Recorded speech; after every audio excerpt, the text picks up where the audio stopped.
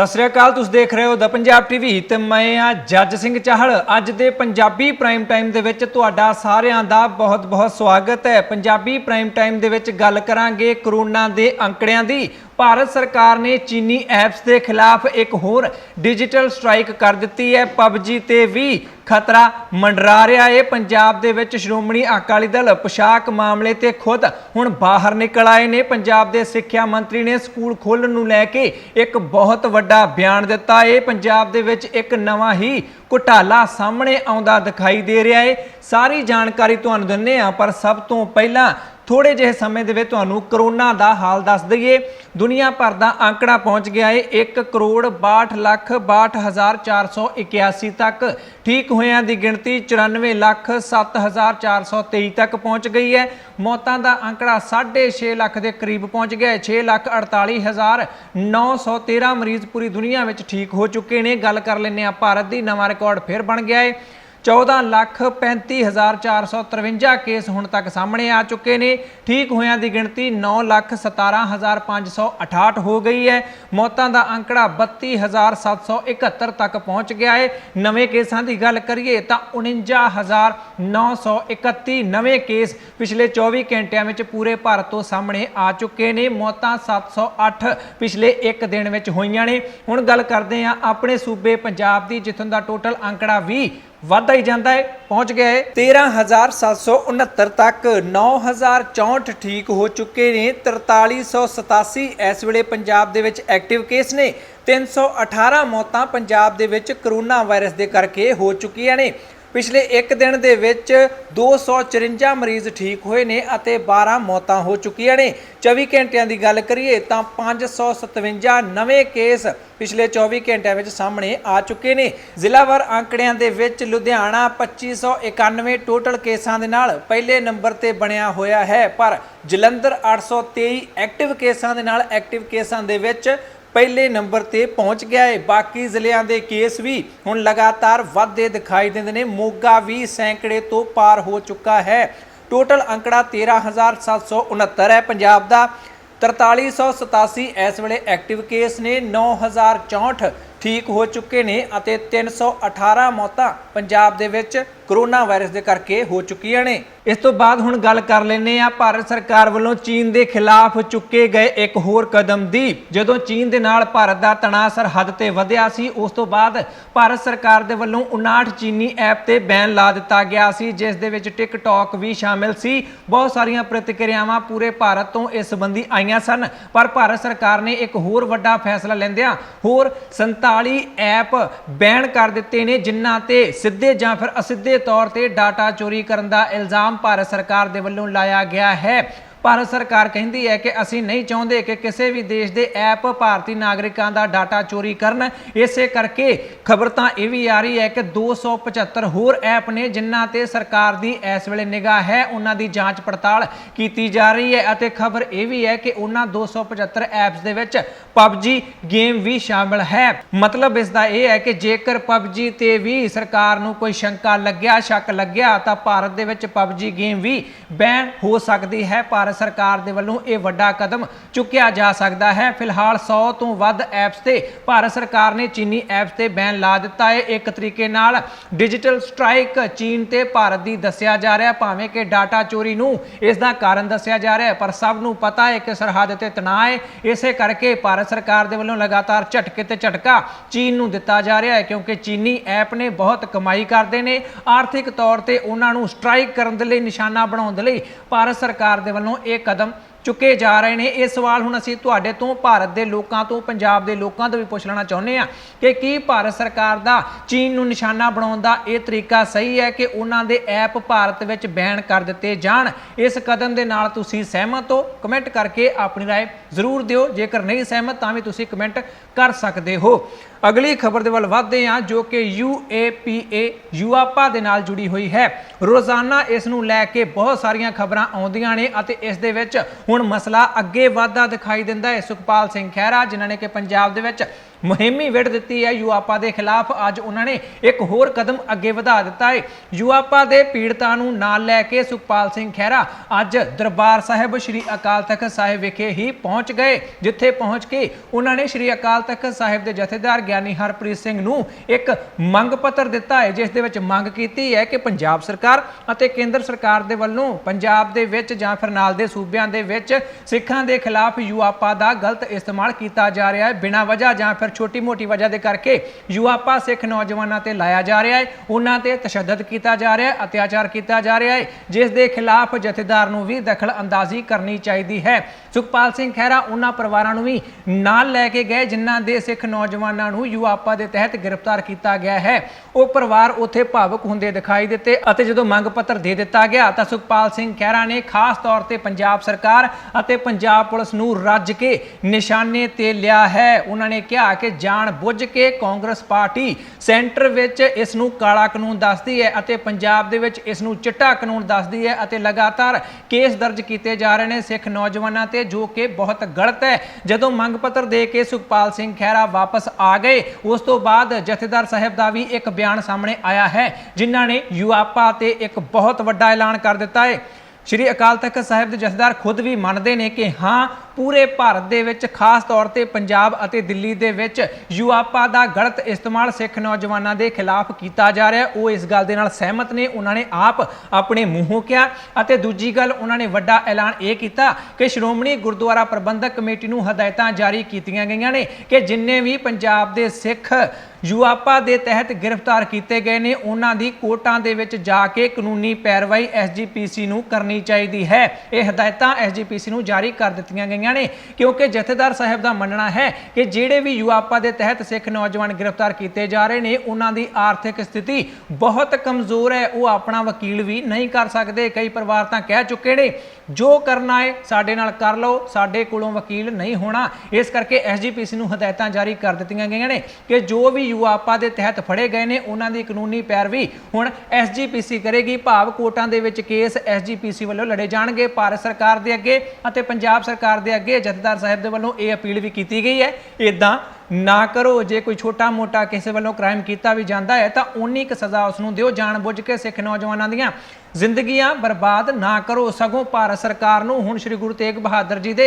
400वें प्रकाश पुरब के मौके जिवें कि गुरु नानक देव जी के 550 साला मनाया गया सी, उदों भी कुछ सिख कैदी छड्डे सन अते हुण भी 400 साला जो श्री गुरु तेग बहादुर जी का मनाया जा रहा है उस दे तहत भी सिख बंदियां नूं रिहा किया जाना चाहिए। जथेदार साहब ने तो होर ही मंग भारत सरकार के अगे रख दी है, पर भारत सरकार तो सगों इस मसले विच होर सिख नौजवानों नूं गिरफ्तार करन नूं फिरदी है। मसला भखदा जांदा है। मसला इत्थे ही नहीं रुकिया, अमृतसर दे विच तां इह मसला भखिया ही। मुहाली दीआं सड़कां ते भी यूआपा दे खिलाफ अज नारेबाजी हुंदी दिखाई दित्ती, क्योंकि बरगाड़ी मोर्चे नाल संबंधित जथेबंदियां दे वल्लों अज मुहाली दे गुरुद्वारा अंब साहिब तो कैप्टन अमरिंदर सिंह दी सरकारी कोठी जो कि चंडीगढ़ दे विच है उस वाल नूं रोस मार्च किया गया। मुहाली अते चंडीगढ़ दे बार्डर ते उन्हां नूं रोक लिया गया। उत्थे मुख मंत्री दे नुमाइंदे दे वल्लों उन्हां वल्लों मंग पत्र सौंप दिता गया, जिस दे विच मंग कीती गई है कि लवप्रीत सिंह जिसने आत्म हत्या कर ली सी गुरुद्वारा अंब साहिब दे विच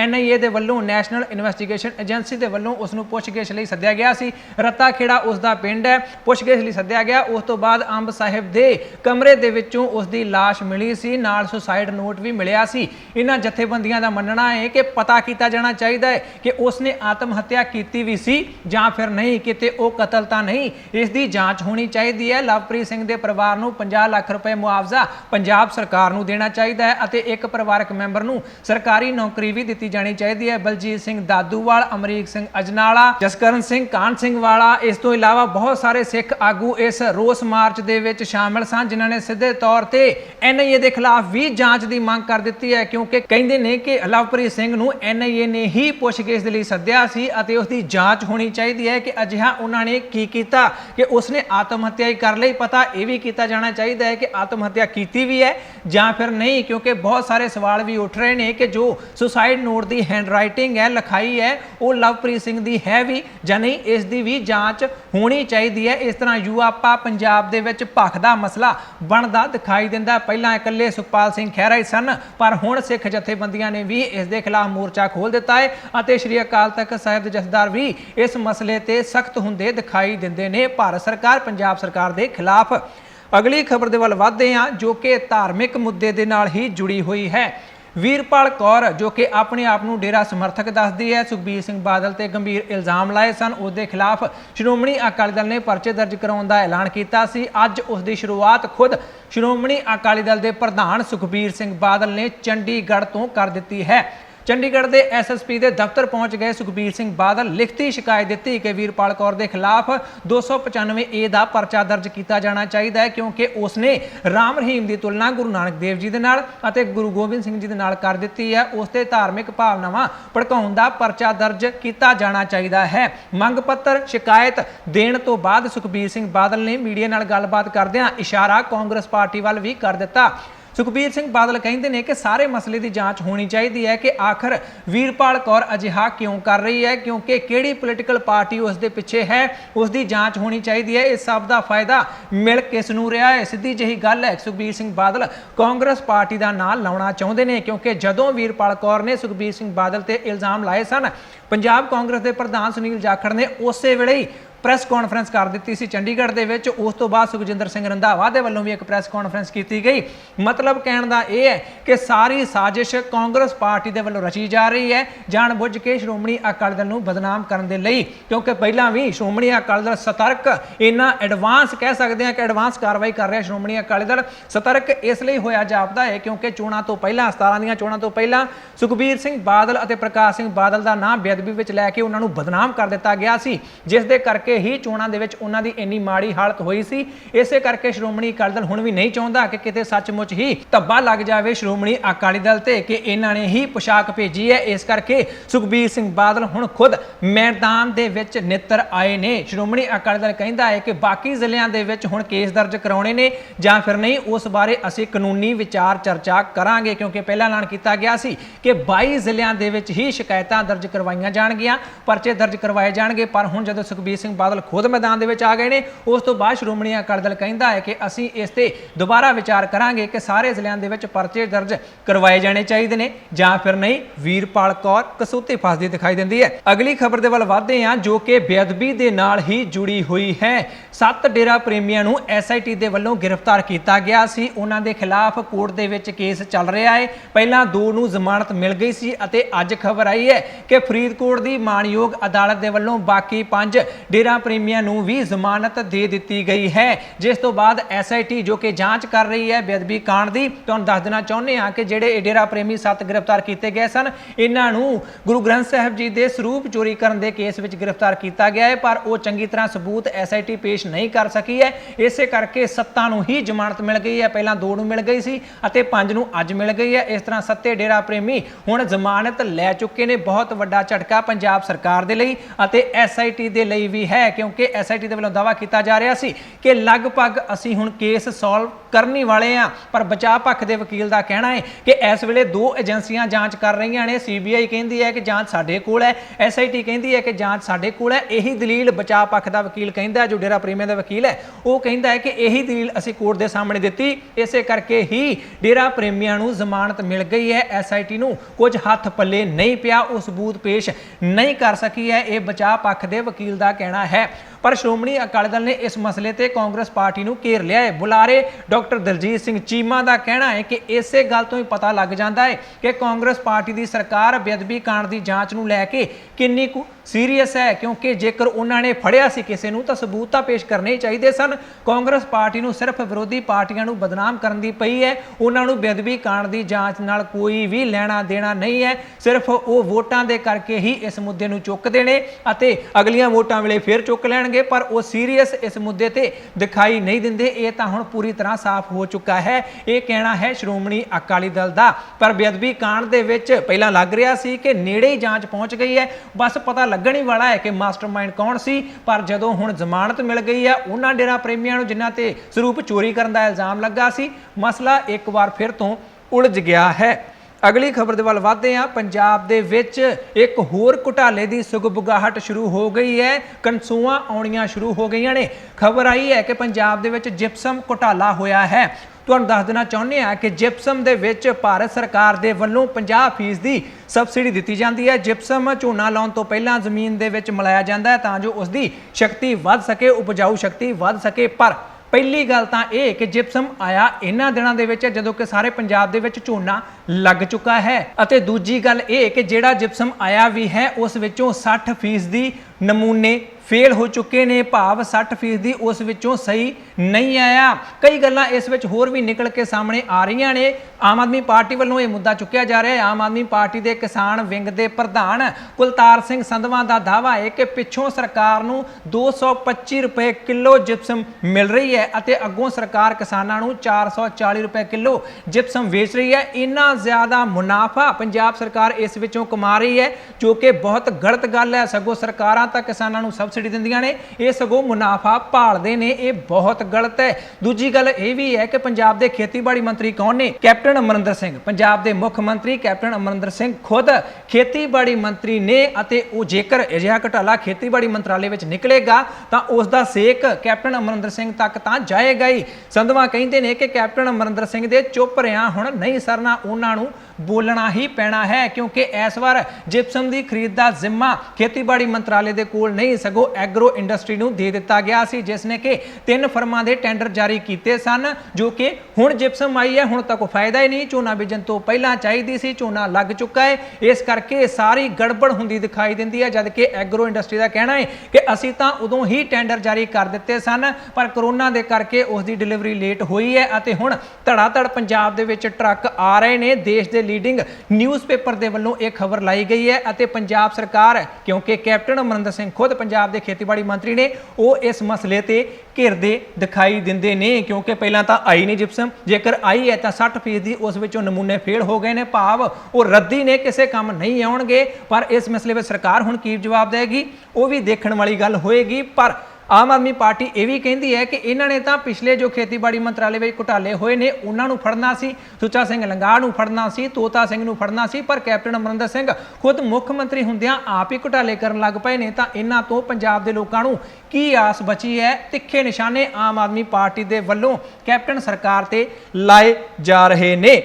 ਅਗਲੀ ਖਬਰ ਦੇ ਵੱਲ ਵਧਦੇ ਹਾਂ। ਕਿਸਾਨਾਂ ਦੇ ਨਾਲ ਹੀ ਜੁੜੀ ਹੋਈ ਹੈ, ਭਾਵੇਂ ਕਿ ਪੰਜਾਬ ਦੇ ਮੁੱਖ ਮੰਤਰੀ ਕੈਪਟਨ ਅਮਰਿੰਦਰ ਸਿੰਘ ਦੇ ਵੱਲੋਂ ਪੰਜਾਬ ਦੇ ਕਿਸਾਨਾਂ ਨੂੰ, ਕਿਸਾਨ ਜਥੇਬੰਦੀਆਂ ਨੂੰ ਇਹ ਅਪੀਲ ਕੀਤੀ ਗਈ ਸੀ ਕਿ ਕਰੋਨਾ ਲਗਾਤਾਰ ਪੰਜਾਬ ਦੇ ਵਿੱਚ ਵਧਦਾ ਜਾਂਦਾ ਹੈ, ਖੇਤੀ ਆਰਡੀਨੈਂਸਾਂ ਦੇ ਖਿਲਾਫ ਆਪਾਂ ਜੋ ਰੋਸ ਪ੍ਰਦਰਸ਼ਨ ਕੇਂਦਰ ਸਰਕਾਰ ਦੇ ਖਿਲਾਫ ਕਰ ਰਹੇ ਹਾਂ ਉਹਨਾਂ ਨੂੰ ਆਪਾਂ ਬੰਦ ਕਰ ਦਈਏ, ਪਰ ਕਿਸਾਨ ਜਥੇਬੰਦੀਆਂ ਇਸ ਗੱਲ ਨੂੰ ਮੰਨਦੀਆਂ ਦਿਖਾਈ ਨਹੀਂ ਦਿੰਦੀਆਂ। ਅੱਜ ਪੂਰੇ ਪੰਜਾਬ ਦੇ ਵਿੱਚ ਟਰੈਕਟਰ ਮਾਰਚ ਕਿਸਾਨਾਂ ਦੇ ਵੱਲੋਂ ਕੱਢੇ ਗਏ ਨੇ, ਕਿਸਾਨ ਜਥੇਬੰਦੀਆਂ ਦੇ ਵੱਲੋਂ ਕੱਢੇ ਗਏ ਨੇ, ਜਿਸ ਦੇ ਤਹਿਤ ਐਮਪੀਜ਼ ਦੇ ਘਰ ਘੇਰਨ ਦਾ ਜੋ ਕੰਮ ਕਿਸਾਨਾਂ ਨੇ ਸ਼ੁਰੂ ਕੀਤਾ ਸੀ ਉਹ ਲਗਾਤਾਰ ਜਾਰੀ ਹੈ। ਬਠਿੰਡਾ ਦੇ ਵਿੱਚ, ਸੰਗਰੂਰ ਦੇ ਵਿੱਚ, ਅੰਮ੍ਰਿਤਸਰ ਦੇ ਵਿੱਚ ਹਰ ਜਗ੍ਹਾ ਟਰੈਕਟਰ ਮਾਰਚ ਕਿਸਾਨਾਂ ਦੇ ਵੱਲੋਂ ਕੱਢੇ ਗਏ ਨੇ। ਬਠਿੰਡਾ ਦੀ ਗੱਲ ਕਰੀਏ ਤਾਂ ਕੇਂਦਰੀ ਮੰਤਰੀ ਹਰਸਿਮਰਤ ਕੌਰ ਬਾਦਲ ਦਾ ਦਫ਼ਤਰ ਘੇਰਨ ਦੇ ਲਈ ਕਿਸਾਨ ਟਰੈਕਟਰਾਂ ਤੇ ਜਾ ਰਹੇ ਸਨ। ਧੱਕਾ ਮੁੱਕੀ ਪੁਲਿਸ ਦੇ ਨਾਲ ਹੋਈ, ਇੱਕ ਬਜ਼ੁਰਗ ਔਰਤ ਦੇ ਬੇਹੋਸ਼ ਹੋਣ ਦੀ ਖਬਰ ਵੀ ਸਾਹਮਣੇ ਆ ਰਹੀ ਹੈ, ਪਰ ਕਿਸਾਨ ਸ਼੍ਰੋਮਣੀ ਅਕਾਲੀ ਦਲ ਦੇ ਨਾਲ ਹੋਰ ਵੀ ਨਾਰਾਜ਼ ਹੁੰਦੇ ਦਿਖਾਈ ਦਿੰਦੇ ਨੇ। ਭਾਵੇਂ ਕਿ ਸ਼੍ਰੋਮਣੀ ਅਕਾਲੀ ਦਲ ਦੇ ਵੱਲੋਂ ਲਗਾਤਾਰ ਦਾਅਵਾ ਕੀਤਾ ਜਾ ਰਿਹਾ ਹੈ ਕਿ ਖੇਤੀ ਸੰਬੰਧੀ ਆਰਡੀਨੈਂਸ ਕਿਸਾਨੀ ਦੇ ਖਿਲਾਫ ਨਹੀਂ, ਉਹ ਸਗੋਂ ਪੱਖ ਵਿੱਚ ਨੇ, ਸਗੋਂ ਕਿਸਾਨ ਇਸ ਨਾਲ ਫਾਇਦੇ ਵਿੱਚ ਹੀ ਰਹੇਗਾ, ਪਰ ਕਿਸਾਨ ਮੰਨਦੇ ਦਿਖਾਈ ਨਹੀਂ ਦਿੰਦੇ, ਕਿਉਂਕਿ ਸਿਆਸਤ ਦੇ ਵਿੱਚ ਕਈ ਵਾਰ ਧਾਰਨਾ ਵੀ ਕੰਮ ਕਰ ਜਾਂਦੀ ਹੈ। ਸਬੂਤ ਭਾਵੇਂ ਨਾ ਵੀ ਹੋਣ, ਧਾਰਨਾ ਹੀ ਅਜਿਹੀ ਬਣ ਜਾਂਦੀ ਹੈ ਜਿਸ ਦਾ ਫਾਇਦਾ ਨੁਕਸਾਨ ਪੋਲੀਟੀਕਲ ਪਾਰਟੀਆਂ ਨੂੰ ਹੋ ਜਾਂਦਾ ਹੈ। ਅਤੇ ਅੱਜ ਕੱਲ੍ਹ ਪੰਜਾਬ ਦੇ ਵਿੱਚ ਇਹ ਧਾਰਨਾ ਬਣ ਚੁੱਕੀ ਹੈ ਕਿ ਕੇਂਦਰ ਸਰਕਾਰ ਦੇ ਵੱਲੋਂ ਜੋ ਖੇਤੀ ਆਰਡੀਨੈਂਸ ਪਾਸ ਕੀਤੇ ਗਏ ਨੇ ਉਹ ਕਿਸਾਨੀ ਦੇ ਖਿਲਾਫ ਨੇ ਅਤੇ ਕਿਸਾਨ ਲਗਾਤਾਰ ਉਹਨਾਂ ਦਾ ਵਿਰੋਧ ਕਰ ਰਹੇ ਨੇ। ਕਿਸਾਨ ਕਹਿੰਦੇ ਨੇ ਸਾਨੂੰ ਕਰੋਨਾ ਦੀਆਂ ਹਦਾਇਤਾਂ ਦੀ ਕੋਈ ਵੀ ਪਰਵਾਹ ਨਹੀਂ, ਅਸੀਂ ਰੋਸ ਮੁਜ਼ਾਹਰੇ ਕਰਾਂਗੇ ਅਤੇ ਡਟ ਕੇ ਕਰਾਂਗੇ। ਆਉਣ ਵਾਲੇ ਦਿਨਾਂ ਦੇ ਵਿੱਚ ਹੋਰ ਵੀ ਇਹਨਾਂ ਦੀ ਤਾਦਾਦ ਵਧਾਈ ਜਾ ਸਕਦੀ ਹੈ, ਹੋਰ ਵੀ ਛੋਟੇ ਲੈਵਲ ਤੇ ਹੇਠਲੇ ਪੱਧਰ ਤੱਕ ਵੀ ਇਹਨਾਂ ਰੋਸ ਮਾਰਚਾਂ ਨੂੰ ਲਿਜਾਇਆ ਜਾ ਸਕਦਾ ਹੈ। ਪਰ ਸ਼੍ਰੋਮਣੀ ਅਕਾਲੀ ਦਲ ਕਸੂਤਾ ਫਸ ਗਿਆ ਹੈ, ਕਹਿ ਰਿਹਾ ਹੈ ਕਿ ਜੇਕਰ ਕਿਸਾਨੀ ਨੂੰ ਕੋਈ ਵੀ ਆਂਚ ਆਈ ਅਸੀਂ 1 ਮਿੰਟ ਵੀ ਕੇਂਦਰ ਸਰਕਾਰ ਵਿੱਚ ਭਾਈਵਾਲ ਨਹੀਂ ਰਹਾਂਗੇ। ਪਰ ਕਿਸਾਨ ਮੰਨਦੇ ਦਿਖਾਈ ਨਹੀਂ ਦਿੰਦੇ। ਜਿੰਨੀ ਦੇਰ ਤੱਕ ਸੱਚਮੁੱਚ ਹੀ ਅਸਲ ਦੇ ਵਿੱਚ ਜ਼ਮੀਨੀ ਪੱਧਰ ਤੇ ਸ਼੍ਰੋਮਣੀ ਅਕਾਲੀ ਦਲ ਕੋਈ ਕੁਰਬਾਨੀ ਨਹੀਂ ਦਿੰਦਾ, ਉਨੀ ਦੇਰ ਤੱਕ ਲੱਗਦਾ ਹੈ ਕਿ ਕਿਸਾਨ ਉਹਨਾਂ ਦੀ ਗੱਲ ਨਹੀਂ ਮੰਨਣਗੇ। ਅਗਲੀ ਖਬਰ ਦੇ ਵੱਲ ਵਧਦੇ ਹਾਂ, ਜੋ ਕਿ ਸਿੱਖਿਆ ਦੇ ਨਾਲ, ਵਿੱਦਿਆ ਦੇ ਨਾਲ, ਪੰਜਾਬ ਦੇ ਸਕੂਲਾਂ ਦੇ ਨਾਲ ਜੁੜੀ ਹੋਈ ਹੈ। ਪੰਜਾਬ ਦੇ ਬਹੁਤ ਸਾਰੇ ਲੋਕਾਂ ਦੇ ਵੱਲੋਂ ਇਹ ਸਵਾਲ ਪੁੱਛਿਆ ਜਾ ਰਿਹਾ ਹੈ ਕਿ ਆਖਿਰ ਸਕੂਲ ਕਦੋਂ ਖੁੱਲਣਗੇ। ਇਸ ਦਾ ਜਵਾਬ ਪੰਜਾਬ ਦੇ ਸਿੱਖਿਆ ਮੰਤਰੀ ਵਿਜੇ ਇੰਦਰ ਸਿੰਗਲਾ ਨੇ ਦੇ ਦਿੱਤਾ ਹੈ। ਉਹ ਕਹਿੰਦੇ ਨੇ ਕਿ ਜਿੰਨੀ ਦੇਰ ਤੱਕ ਕਰੋਨਾ ਵਾਇਰਸ ਖਤਮ ਨਹੀਂ ਹੋ ਜਾਂਦਾ ਉਨੀ ਦੇਰ ਤੱਕ ਪੰਜਾਬ ਦੇ ਸਕੂਲ ਨਹੀਂ ਖੁੱਲਣਗੇ। ਉਹਨਾਂ ਨੇ ਪੂਰੀ ਤਰ੍ਹਾਂ ਪੱਕੇ ਤੌਰ ਤੇ ਸਾਰੇ ਪੰਜਾਬ ਦੇ ਲੋਕਾਂ ਦੇ ਲਈ ਇਹ ਸੰਦੇਸ਼ ਜਾਰੀ ਕਰ ਦਿੱਤਾ ਹੈ ਕਿ ਅਸੀਂ ਕਿਸੇ ਤਰ੍ਹਾਂ ਦਾ ਕੋਈ ਵੀ ਰਿਸਕ ਨਹੀਂ ਲੈਣਾ ਚਾਹੁੰਦੇ, ਕਿਉਂਕਿ ਜੇਕਰ ਹਦਾਇਤਾਂ ਵੀ ਜਾਰੀ ਕੀਤੀਆਂ ਜਾਂਦੀਆਂ ਨੇ ਤਾਂ ਬੱਚੇ ਉਹਨਾਂ ਹਦਾਇਤਾਂ ਦਾ ਪਾਲਣ ਨਹੀਂ ਕਰਨਗੇ। ਉਹਨਾਂ ਤੋਂ ਇੰਨੀ ਉਮੀਦ ਨਹੀਂ ਲਾਈ ਜਾ ਸਕਦੀ ਹੈ, ਕਿਉਂਕਿ ਬੱਚੇ ਤਾਂ ਬੱਚੇ ਹੁੰਦੇ ਨੇ। ਇਸ ਕਰਕੇ ਪੰਜਾਬ ਸਰਕਾਰ ਕੋਈ ਵੀ ਰਿਸਕ ਨਹੀਂ ਲੈਣਾ ਚਾਹੁੰਦੀ ਹੈ। ਜਿੰਨੀ ਦੇਰ ਤੱਕ ਕਰੋਨਾ ਵਾਇਰਸ ਦਾ ਖਾਤਮਾ ਪੰਜਾਬ ਦੇ ਵਿੱਚੋਂ ਸੂਬੇ ਚੋਂ ਨਹੀਂ ਹੁੰਦਾ ਉਨੀ ਦੇਰ ਤੱਕ ਪੰਜਾਬ ਦੇ ਵਿੱਚ ਸਕੂਲ ਨਹੀਂ ਖੋਲੇ ਜਾਣਗੇ। ਪੰਜਾਬ ਦੇ ਸਿੱਖਿਆ ਮੰਤਰੀ ਨੇ ਇਹ ਸਾਫ਼ ਸਪਸ਼ਟ ਕਰ ਦਿੱਤਾ ਹੈ। ਪਰ ਸਿੱਖਿਆ ਨੀਤੀ ਨੂੰ ਲੈ ਕੇ ਹੀ, ਸਕੂਲਾਂ ਨੂੰ ਲੈ ਕੇ ਹੀ ਅੱਜ ਆਮ ਆਦਮੀ ਪਾਰਟੀ ਨੇ ਇੱਕ ਨਵੀਂ ਮੰਗ ਪੰਜਾਬ ਸਰਕਾਰ ਦੇ ਸਾਹਮਣੇ ਰੱਖ ਦਿੱਤੀ ਹੈ। ਆਮ ਆਦਮੀ ਪਾਰਟੀ ਦੇ ਕੋਰ ਕਮੇਟੀ ਦੇ ਚੇਅਰਮੈਨ ਬੁਢਲਾਡਾ ਤੋਂ ਵਿਧਾਇਕ ਪ੍ਰਿੰਸੀਪਲ ਬੁੱਧਰਾਮ ਨੇ ਪੰਜਾਬ ਸਰਕਾਰ ਤੋਂ ਮੰਗ ਕੀਤੀ ਹੈ ਕਿ ਸਰਕਾਰੀ ਸਕੂਲਾਂ ਦੇ ਵਿੱਚ ਜਿਹੜੀ ਪ੍ਰੀਖਿਆ ਫੀਸ, ਐਗਜ਼ਾਮੀਨੇਸ਼ਨ ਫੀਸ ਲਈ ਗਈ ਸੀ ਬੱਚਿਆਂ ਤੋਂ ਕਿ ਤੁਹਾਡੇ ਪੇਪਰ ਕਰਵਾਉਣੇ ਨੇ, ਪੇਪਰ ਚੈੱਕ ਹੋਣੇ ਨੇ, ਉਸ ਸੰਬੰਧੀ ਜਿਹੜੀ ਫੀਸ ਵਸੂਲੀ ਗਈ ਸੀ ਉਹ ਫੀਸ ਹੁਣ ਵਾਪਸ ਕੀਤੀ ਜਾਣੀ ਚਾਹੀਦੀ ਹੈ, ਕਿਉਂਕਿ ਸਕੂਲਾਂ ਦੇ ਬੋਰਡ ਦੇ ਪੇਪਰ ਤਾਂ ਹੋਏ ਨਹੀਂ। ਬੋਰਡ ਦੇ ਪੇਪਰਾਂ ਦੀ ਐਗਜ਼ਾਮੀਨੇਸ਼ਨ ਫੀਸ ਸਕੂਲਾਂ ਦੇ ਵਿੱਚ ਲਈ ਜਾਂਦੀ ਹੈ। ਆਮ ਆਦਮੀ ਪਾਰਟੀ ਦਾ ਦਾਅਵਾ ਹੈ ਕਿ ਸਰਕਾਰ ਨੇ 80 ਕਰੋੜ ਰੁਪਏ ਦੇ ਕਰੀਬ ਬੱਚਿਆਂ ਤੋਂ ਐਗਜ਼ਾਮੀਨੇਸ਼ਨ ਫੀਸ ਵਸੂਲ ਲਈ ਸੀ। ਪੇਪਰ ਨਹੀਂ ਹੋਏ ਤਾਂ ਹੁਣ ਸਰਕਾਰ ਨੂੰ ਇਹ ਫੀਸ ਵਾਪਸ ਕਰ ਦੇਣੀ ਚਾਹੀਦੀ ਹੈ। ਹੁਣ ਸਰਕਾਰ ਤੇ ਨਿਰਭਰ ਹੈ ਕਿ ਆਮ ਆਦਮੀ ਪਾਰਟੀ ਦੀ ਇਸ ਮੰਗ ਤੇ ਗੌਰ ਕਰਦੀ ਹੈ ਜਾਂ ਫਿਰ ਨਹੀਂ। ਜੇਕਰ ਗੌਰ ਕੀਤਾ ਤਾਂ ਐਗਜ਼ਾਮੀਨੇਸ਼ਨ ਫੀਸ ਬੱਚਿਆਂ ਦੇ ਮਾਪਿਆਂ ਨੂੰ ਵਾਪਸ ਵੀ ਕੀਤੀ ਜਾ ਸਕਦੀ ਹੈ। ਉਧਰ ਖਬਰਾਂ ਇਹ ਵੀ ਆ ਰਹੀਆਂ ਨੇ, ਇੱਕ ਹੋਰ ਵੀ ਅਹਿਮ ਜਾਣਕਾਰੀ ਤੁਹਾਨੂੰ ਦੇ ਦੇਣਾ ਚਾਹੁੰਦੇ ਆ। ਸਰਕਾਰੀ ਸਕੂਲਾਂ ਦੇ ਵਿੱਚ ਪੰਜਾਬ ਦੇ ਮੁੱਖ ਮੰਤਰੀ ਕੈਪਟਨ ਅਮਰਿੰਦਰ ਸਿੰਘ ਨੇ ਐਲਾਨ ਕਰ ਦਿੱਤਾ ਹੈ ਕਿ ਅਗਲੇ ਸਾਲ ਦੇ ਲਈ ਕੋਈ ਐਡਮਿਸ਼ਨ ਫੀਸ ਨਹੀਂ ਲਈ ਜਾਏਗੀ, ਕੋਈ ਰੀਐਡਮਿਸ਼ਨ ਫੀਸ ਨਹੀਂ ਲਈ ਜਾਏਗੀ ਅਤੇ ਕੋਈ ਵੀ ਟਿਊਸ਼ਨ ਫੀਸ ਸਰਕਾਰੀ ਸਕੂਲਾਂ ਦੇ ਵਿੱਚ ਨਹੀਂ ਲਈ ਜਾਏਗੀ। ਸਰਕਾਰੀ ਸਕੂਲਾਂ ਨੂੰ ਲੈ ਕੇ ਤਾਂ ਕੈਪਟਨ ਸਰਕਾਰ ਨੇ ਇਹ ਵੱਡਾ ਐਲਾਨ ਕਰ ਦਿੱਤਾ ਹੈ, ਪਰ ਖਬਰਾਂ ਹੁਣ ਇਹ ਵੀ ਆਉਣ ਲੱਗੀਆਂ ਨੇ ਕਿ ਪ੍ਰਾਈਵੇਟ ਸਕੂਲਾਂ ਦੀਆਂ ਫੀਸਾਂ ਨੂੰ ਲੈ ਕੇ ਵੀ ਪੰਜਾਬ ਸਰਕਾਰ ਵਿਚਾਰ ਕਰ ਰਹੀ ਹੈ ਕਿ ਸਰਕਾਰ ਨੂੰ ਹੀ ਕੋਈ ਵਿਚਲਾ ਰਸਤਾ ਕੱਢਣਾ ਪਏਗਾ, ਕਿਉਂਕਿ ਕੋਰਟ ਦੇ ਵਿੱਚ ਤਾਂ ਮਸਲਾ ਹੋਰ ਵੀ ਉਲਝਦਾ ਜਾਂਦਾ ਹੈ। ਚਰਚਾਵਾਂ ਚੱਲ ਰਹੀਆਂ ਨੇ ਕਿ ਸਰਕਾਰ ਆਪਣੇ ਕੋਲੋਂ ਵੀ ਕੋਈ ਫੰਡ ਜਾਰੀ ਕਰ ਸਕਦੀ ਹੈ, ਜਿਸ ਦੇ ਨਾਲ ਇੱਕ ਤਾਂ ਸਕੂਲਾਂ ਨੂੰ ਵੀ ਘਾਟਾ ਨਾ ਪਵੇ ਅਤੇ ਬੱਚਿਆਂ ਦੇ ਮਾਪਿਆਂ ਨੂੰ ਵੀ ਆਰਥਿਕ ਤੰਗੀ ਦਾ ਸਾਹਮਣਾ ਨਾ ਕਰਨਾ ਪਵੇ। ਸਰਕਾਰ ਕੋਈ ਨਾ ਕੋਈ ਆਰਥਿਕ ਪੈਕੇਜ ਜਾਰੀ ਕਰ ਸਕਦੀ ਹੈ, ਜਾਂ ਤਾਂ ਆਪਣੇ ਵੱਲੋਂ ਫੀਸਾਂ ਪੇ ਕਰ ਸਕਦੀ ਹੈ ਜਾਂ ਫਿਰ ਬੱਚਿਆਂ ਦੇ ਮਾਪਿਆਂ ਨੂੰ ਕਿਸੇ ਤਰ੍ਹਾਂ ਕੋਈ ਰਾਹਤ, ਆਰਥਿਕ ਰਾਹਤ ਦੇ ਸਕਦੀ ਹੈ। ਵਿਚਾਰ ਚਰਚਾ ਚੱਲ ਰਹੀ ਹੈ। ਅਜਿਹੀਆਂ ਖਬਰਾਂ ਵੀ ਸਾਹਮਣੇ ਆ ਰਹੀਆਂ ਨੇ। ਫੀਸਾਂ ਨੂੰ ਲੈ ਕੇ, ਪ੍ਰਾਈਵੇਟ ਸਕੂਲਾਂ ਦੀਆਂ ਫੀਸਾਂ ਨੂੰ ਲੈ ਕੇ ਜੇਕਰ ਕੈਪਟਨ ਸਰਕਾਰ ਕੋਈ ਵੀ ਠੋਸ ਫੈਸਲਾ ਲੈਂਦੀ ਹੈ ਤਾਂ ਉਸ ਦੀ ਜਾਣਕਾਰੀ ਅਸੀਂ ਤੁਹਾਨੂੰ ਜ਼ਰੂਰ ਦੇਵਾਂਗੇ। ਫਿਲਹਾਲ ਇਹ ਸਨ ਕੁਝ ਉਹ ਖਬਰਾਂ ਜੋ ਤੁਹਾਡੇ ਤੱਕ ਪਹੁੰਚਾਉਣੀਆਂ ਬਹੁਤ ਜ਼ਰੂਰੀ ਸਨ। ਇਹਨਾਂ ਖਬਰਾਂ ਵਿੱਚੋਂ ਕਿਸੇ ਖਬਰ ਬਾਰੇ ਜਾਂ ਫਿਰ ਪੰਜਾਬੀ ਪ੍ਰਾਈਮ ਟਾਈਮ ਬਾਰੇ ਤੁਹਾਡੀ ਕੋਈ ਵੀ ਰਾਏ ਜਾਂ ਸੁਝਾਅ ਹੈ ਤਾਂ ਕਮੈਂਟ ਕਰਕੇ ਤੁਸੀਂ ਆਪਣੀ ਰਾਏ ਦੇ ਸਕਦੇ ਹੋ। ਚੈਨਲ ਤੇ ਜੇਕਰ ਤੁਸੀਂ ਨਵੇਂ ਆਏ ਹੋ ਤਾਂ ਸਬਸਕ੍ਰਾਈਬ ਕਰ ਲਓ, ਬੈਲ ਵਾਲਾ ਬਟਨ ਜ਼ਰੂਰ ਦਬਾ ਲੈਣਾ। ਫੇਸਬੁੱਕ ਤੇ ਦੇਖ ਰਹੇ ਹੋ ਤਾਂ ਫੇਸਬੁੱਕ ਤੇ ਸਾਡਾ ਪੇਜ ਲਾਈਕ ਕਰ ਲਓ। ਇਸ ਪੰਜਾਬੀ ਪ੍ਰਾਈਮ ਟਾਈਮ ਨੂੰ ਆਪਣੇ ਦੋਸਤਾਂ, ਮਿੱਤਰਾਂ ਅਤੇ ਰਿਸ਼ਤੇਦਾਰਾਂ ਦੇ ਨਾਲ ਸ਼ੇਅਰ ਜ਼ਰੂਰ ਕਰਿਆ ਕਰੋ ਤਾਂ ਜੋ ਉਹ ਵੀ ਪੰਜਾਬ ਦੀਆਂ ਇਹਨਾਂ ਖਬਰਾਂ ਤੋਂ ਚੰਗੀ ਤਰ੍ਹਾਂ ਜਾਣੂ ਹੋ ਸਕਣ। ਮੈਂ ਜੱਜ ਸਿੰਘ ਚਾਹਲ ਅਗਲੀ ਵਾਰ ਫਿਰ ਹਾਜ਼ਰ ਹੋਵਾਂਗਾ। ਤੁਸੀਂ ਦੇਖਦੇ ਰਹੋ ਦਾ ਪੰਜਾਬ ਟੀਵੀ, ਹਰ ਖਬਰ ਦਾ ਸੱਚ